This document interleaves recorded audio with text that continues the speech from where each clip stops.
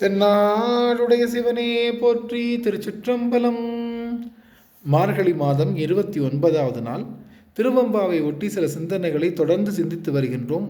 அந்த வகையிலே இன்றைய தினம் நாம் சிந்திக்கக்கூடிய வரி என்பது போற்றி அருளுக நின் அந்தமாம் செந்தளிர்கள் அப்படிங்கிற வரி தான் சிந்திக்க இருக்கின்றோம். ஒரு வழியாக 29 நாட்கள் ஆயிடுச்சு. நாளைக்கு 30வது நாள். கண்டிப்பாக முக்கியமான செய்தி, அடியார்கள் அதை செவிமெடுக்கணும். சரி, இப்போ இந்த வார்த்தைக்கு வருவோம்.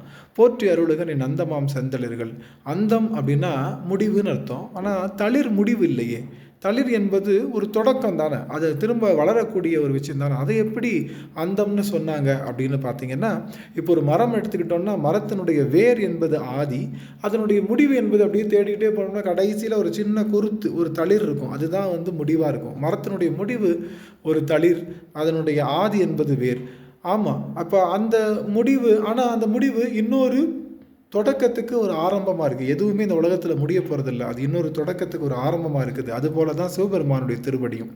சிவபெருமான் தான் எல்லாரையும் அழிக்கின்றான், எல்லாரையும் அழித்தொழிப்பவன் அப்படின்னு அவனுக்கு சொல்கிறாங்க. அதனால் நிறைய பேர் பயந்துக்கிட்டு சிவபெருமானை வழிபாடு செய்வதே இல்லை. இறைவன் அழிப்பது எது அப்படின்னா அந்த உடலை தான் அழிக்க முடியும், இந்த சடப்பொருளை தான் அழிக்க முடியும், உள்ளே இருக்கிற ஆன்மாவை அழிக்க முடியாது.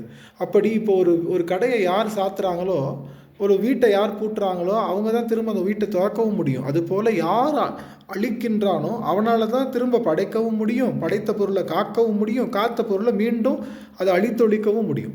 இந்த படைத்தல், காத்தல், அழித்தல் மூன்றுமே இந்த உடம்புக்கு தானே தவிர உயிருக்கு ஒன்றுமே செய்ய முடியாது. ஆக உயிருக்கும் 2 தொழில் செய்கின்றான் சிவபெருமான். என்னென்னா மறைத்தல், அருளல் என்று செய்கின்ற 2 தொழில்கள் செய்கின்றான்.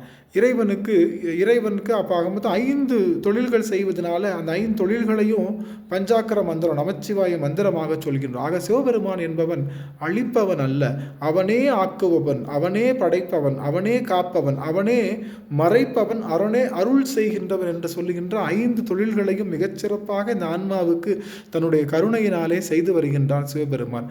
அதனால சிவபெருமான் அப்போ இந்த அந்தம் தான் அடுத்த பொருளுக்கு ஆதியாக இருக்கின்றது. அப்படிங்கிறப்போ ஆதியும் அந்தமும் அவன்தான் அப்படிங்கிறத தான் முதல் பாட்டிலேயே ஆதியும் அந்தமும் அப்படின்னு அருட்பெரும் சோதி அப்படின்ற அந்த வார்த்தையை தொடங்குறாரு நம்மளுடைய மணிவாசக பெருமான். ஆக அவனே செந்தளிர்களாகவும் இருக்கான், அவனே முடிவாகவும், அவனே முதலாகவும், அவனே நடு ஈராகவும், அவனே நம்மை இன்பங்களை தலைக்கின்றவனாக இருக்கின்றான். அப்பேற்பட்ட சிவபெருமானை நாம் வணங்கி அந்த அந்தமாம் செந்தளிர்களை போற்றுவோம்.